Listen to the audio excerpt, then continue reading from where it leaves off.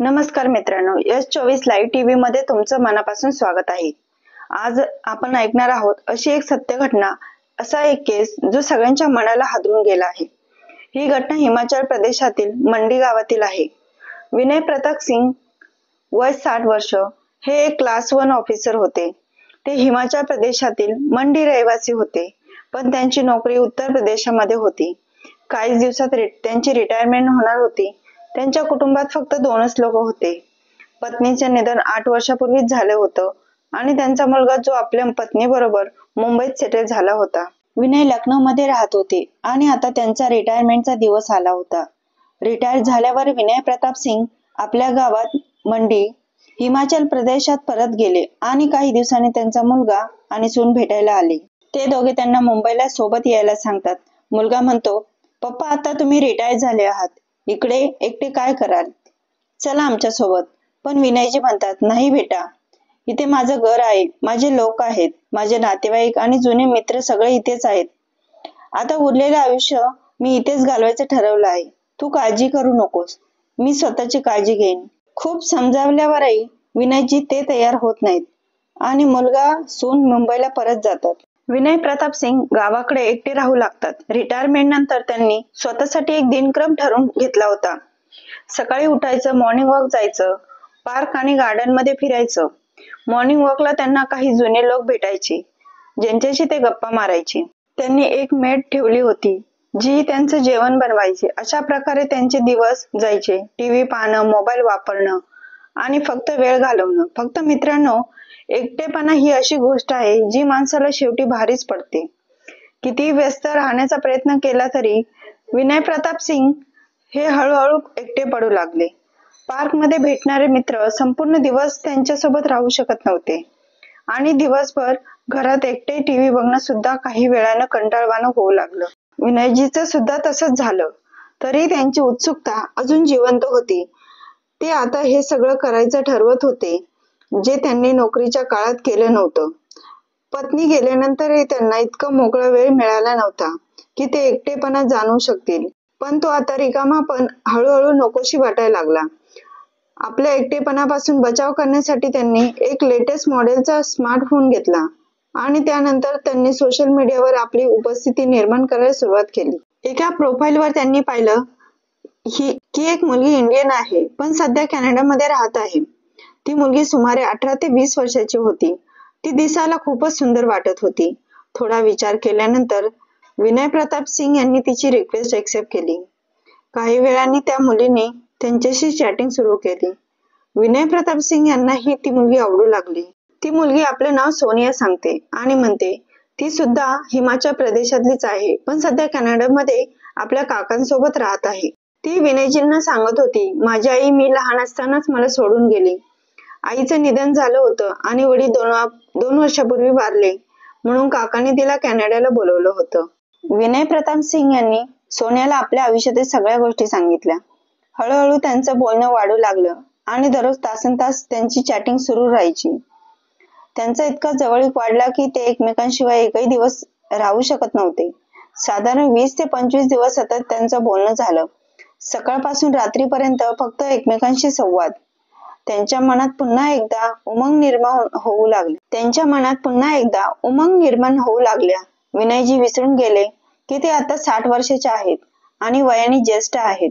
सोनियाचं सौंदर्य आणि गोड बोलणं विनयजींना अंतर्मनातून आकर्षित करायला लागलं होतं, पण त्यांना माहित होतं की ही सोनिया त्यांच्यापेक्षा खूप लहान आहे आणि वयाचं अंतर खूप आहे, म्हणून त्यांनी आपल्या भावना मनात दाबून ठेवल्या।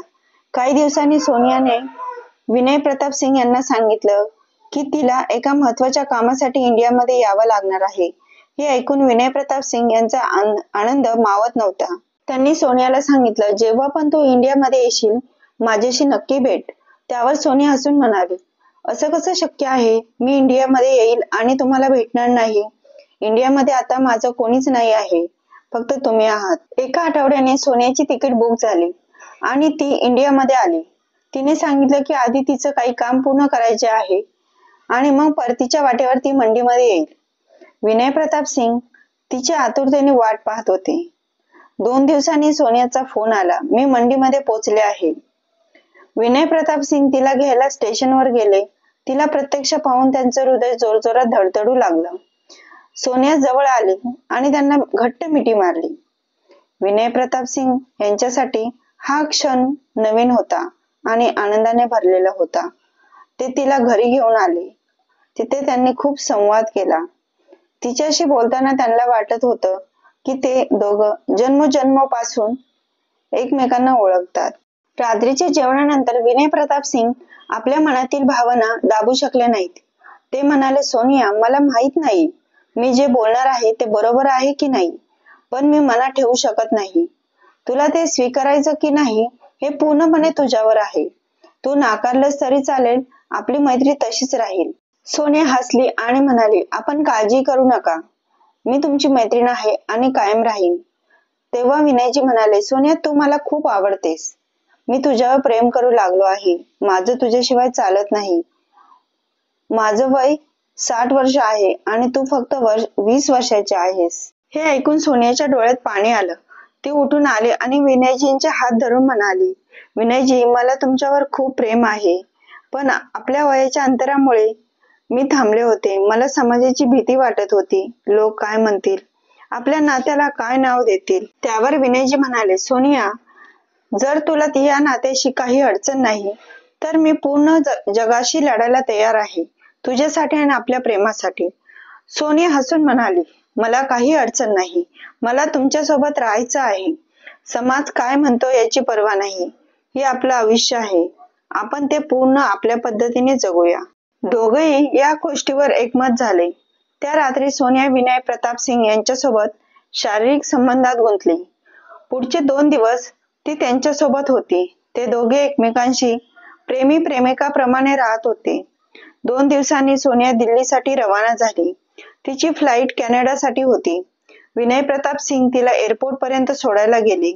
सोनिया परत कॅनडाला गेल्यानंतर विनय प्रताप सिंग घरी आले. 17 ते 25 दिवस विनय प्रताप सिंग आणि सोनिया यांची फोनवर बोलणी सुरूच होती. पण अचानक सोनियाचे सगळे मेसेज, कॉल्स बंद झाले. विनय प्रताप कोणत्याही प्रकारे सोनियाशी संपर्क साधू शकत नव्हते. 10 ते 12 दिवस उलटले आणि विनय प्रताप सिंग फारच अस्वस्थ झाले, घाबरले. त्यांना समजत नव्हतं की सोनियापर्यंत कसं पोचायचं. 13व्या दिवशी सोनियाचा एक मेसेज आला. ते पाहून विनय प्रताप आनंदाने उडालाच. त्यांनी ते लगेच खूप सारे प्रश्न विचारले. कुठे होतीस? काय झालं? का बोलणं बंद केलंस? तू ठीक आहेस ना? सोनिया म्हणाली, विनयजी, माझ्या काकांना हार्ट अटॅक आला होता. ते हॉस्पिटलमध्ये ऍडमिट होते. त्यांच्यावर उपचार सुरू होते, म्हणून मी संपर्कात राहू शकले नाही. पण आता ते नाहीत. त्यांचं निधन झालं. विनय प्रताप सिंग यांनी दुःख व्यक्त केलं आणि तिला धीर दिला. सोनिया रडत रडत म्हणाली, इथे काकांखेरीज माझं कोणी नाही. आता मी एकटीच राहिलीये. काकांची प्रॉपर्टी खूप मोठी आहे. मला त्यावर हक्क सांगावा लागेल, नाहीतर ती प्रॉपर्टी सरकारकडे जाईल. विनयजी म्हणाले, त्यात अडचण काय आहे? तू दावा कर. सोनिया म्हणाले, त्यासाठी मला पुन्हा भारतात यावे लागेल आणि काही कागदपत्र घेऊन इथे सबमिट करावी लागतील. तेव्हा मी या प्रॉपर्टीवर हक्क सांगू शकेन. विनय प्रताप सिंग म्हणाले, तू ये, मी तुझ्यासोबत असेन. सगळ्या प्रकारची मदत करीन. पुढच्या आठवड्यात सोनियाच्या येण्याचा दिवस ठरतो. विनय प्रताप सिंग दिल्ली एअरपोर्टवर तिला घ्यायला जातात. फ्लाईट आल्यानंतर अर्धा तास, मग 1 तास होतो, पण सोनिया बाहेर येत नाही. परेशान होऊन विनय प्रताप सिंग एअरपोर्ट बाहेर जातात आणि जवळच्या एका हॉटेलमध्ये थांबतात. काही वेळाने त्यांच्या मोबाईलवर अनोळखी नंबरवरून कॉल येतो. विनय प्रताप कॉल उचलतात. समोरून सोनियाचीच आवाज. सोनिया म्हणते, विनयजी, मी एअरपोर्टवर आले होते, पण कस्टमवाल्यांनी मला थांबवलं. मी माझ्या काकांचं खूप सगळं सोनं सोबत आणलं होतं, कारण घरी कोणी नव्हतं, म्हणून चोरीची भीती वाटली. माझी चूक इतकीच की मला माहिती नव्हती की किती सोनं बरोबर आणू शकतो. आता कस्टमवाल्यांनी मला रोखून ठेवलं आहे. सोनियाने अधिकाऱ्यांशी त्यांची बोलणी घातली. अधिकार म्हणाला, ह्यांनी लिमिटपेक्षा जास्त सोनं आणलं आहे. आम्ही ते रिलीज करू शकत नाही. विनयजी म्हणाले, फाईन किती भरावा लागेल? आम्ही तयार आहोत. अधिकारी म्हणतो, 10 मिनिटांनी कॉल करा, मी कळवतो. 10 मिनिटांनी जेव्हा पुन्हा कॉल येतो तेव्हा अधिकारी सांगतो, 55 लाख फाईन होईल. विनय प्रताप सिंग म्हणतात, चिंता करू नकोस, मी अर्ध्या तासात 55 लाख ट्रान्सफर करतो. आणि अर्ध्या तासात विनयजी 55 लाख ट्रान्सफर करतात. ती म्हणते, सर कस्टममधून मी बाहेर आले आहे, पण ते 55 लाख पाठवले ना, त्यावर अधिकाऱ्यांना संशय आला आहे. त्यांनी अंमलबजावणी संचयाला बोलवलं आहे. माझ्यावर मनी लॉन्ड्रिंगचा गुन्हा लावला आहे. ते विचारतात, मी इतका पैसा इतक्या लवकर कुठून आणला? विनय प्रताप चिंतेत पडतात. ते म्हणतात, घाबरू नकोस, माझी अधिकाऱ्यांशी बोलणी करून दे. सोनिया अधिकाऱ्यांशी त्यांची बोलणी घालते. अधिकारी सांगतो, या प्रकारातून सुटका हवी असेल तर 1,05,00,000 रुपये द्यावे लागतील. विनय प्रताप सोनियासाठी लगेच 1,05,00,000 रुपये ट्रान्सफर करतात. पैसे ट्रान्सफर केल्यानंतर सोनियाला सोडण्यात येतं आणि ती एअरपोर्ट बाहेर विनय प्रताप सिंगला भेटते. ती धावत येते, त्यांच्या गळ्यात पडते आणि जोरजोराने रडू लागते. विनय प्रताप तिला धीर देत म्हणतात, मी आहे, तोपर्यंत काही होणार नाही. दोघं कारने मंडीला निघतात. दुसऱ्या दिवशी सोनिया सगळी कागदपत्र सबमिट करते. 2 ते 3 दिवस तिथे राहून दोघं पुन्हा मंडीला येतात. काही दिवसांनी सोनिया परत कॅनडाला निघते. त्यांची पुन्हा फोनवर बोलणे सुरू राहतात. 1 आठवड्यानंतर सोनियाचा पुन्हा एका रडक्या आवाजात फोन येतो. विनयजी विचारतात, काय झालं सोनिया, का रडते आहेस? सोनिया सांगते, मी सगळी डॉक्युमेंट सबमिट केली आहेत, पण सरकारने काकांची प्रॉपर्टी 15 कोटींची आहे असं ठरवलंय. आता ते 75 लाखांची स्टॅम्प ड्युटी मागत आहेत. जर मी ही रक्कम भरली नाही तर ही प्रॉपर्टी माझ्या हातून जाईल. विनयजी खूप चिंतेत पडतात, पण धीर देत म्हणतात, चिंता करू नकोस, उद्या मी पैशाचं काहीतरी करतो. सोनिया भाऊ कोण म्हणते, तुम्ही माझ्यासाठी आयुष्यात देवासारखे आले आहात. विनयजी हसत हसत म्हणतात, आपलं भेटणं हे नशिबाचं, मी तुझा साथीदार आहे आणि मला तुझी मदत करण्यासाठी पाठवलं गेले. दुसऱ्या दिवशी विनय प्रताप सिंग आपली सगळी HDFC मध्ये सोनं प्रॉपर्टी विकून 65 लाख रुपयांचा जुळजुळाव करतात. 10 लाख अजूनही कमी पडतात. तेव्हा ते मुलाकडे पैसे मागतात. मुलगा थोडा चकित होतो. पप्पा, इतक्या मोठ्या रकमेची गरज का भासली? सगळं ठीक आहे ना? विनयजी चिडून म्हणतात, तू प्रश्न विचारू नकोस, फक्त पैसे पाठव. मुलगा 10 लाख रुपये ट्रान्सफर करतो. अशा प्रकारे विनयजी सोनियाच्या अकाउंटमध्ये 75 लाख पाठवतात. पैसे पाठवलेल्या काही वेळानंतर सोनियाचे सगळे social media account, phone number आणि संपर्क संपूर्णपणे गायब होतात. विनय प्रताप काहीच समजून घेऊ शकत नाही. ते अजूनही वाट पाहत राहतात की सोनियाचा मेसेज किंवा फोन येईल, पण त्यांना समजत नाही की त्यांच्यासोबत एक मोठा स्कॅम झाला आहे. मित्रांनो, विनय प्रताप सिंग हे असे एक व्यक्तिमत्व होते. त्यांच्यासोबत केवळ भावनिक फसवणूक झाली नाही, तर त्यांच्या पूर्ण आर्थिक स्थितीचाही नाश झाला. त्यांच्याशी मोठा धोका झाला आहे. त्यांच्या भावनांबरोबर खेळण्यात आल्या आणि लाखो रुपये लुबाडण्यात आले. जेव्हा त्यांच्या लक्षात आलं की ते फसले गेले आहेत, तेव्हा 2 ते 3 दिवस उलटून गेले होते. त्यांनी सोनियाशी संपर्क साधण्याचा प्रयत्न केला, पण सर्व प्रयत्न निष्फळ ठरले. शेवटी त्यांना समजले की त्यांच्याशी मोठा विश्वासघात झाला आहे.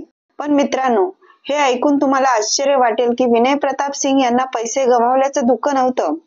त्यांना सगळ्यात जास्त दुःख होतं याचं की त्यांनी सोन्यावर प्रेम केलं होतं आणि तिने त्याच्याशी इतकं मोठं फसवणूक केली. हे सारं सतत त्यांच्या मनात चालू असल्यामुळे त्यांनी स्वतःला एका खोलीत बंद करून घेतलं. 10 ते 12 दिवसापासून जेव्हा त्यांचा मुलगा त्यांच्याशी संपर्क साधू शकत नव्हता, तेव्हा तो ताबडतोब मुंबईहून मंडीला पोहोचला. वडिलांची अवस्था पाहून त्याला काहीतरी चुकीचं घडलं असं वाटायला लागलं.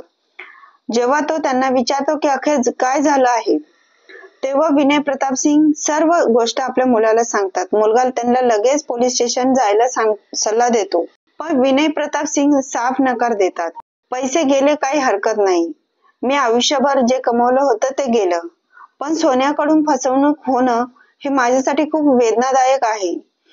मुलगा कितीही सांगत असताना विनय प्रताप सिंग पोलीस ठाण्यात जायला तयार होत नाही. शेवटी मुलगा स्वतः पोलीस स्टेशनला जातो आणि तक्रार दाखल करतो. यानंतर पोलीस स्वतः विनय प्रताप सिंग यांच्या घरी पोहोचतात. बराच वेळ दरवाजा वाजवल्यावरही उघडला जात नाही.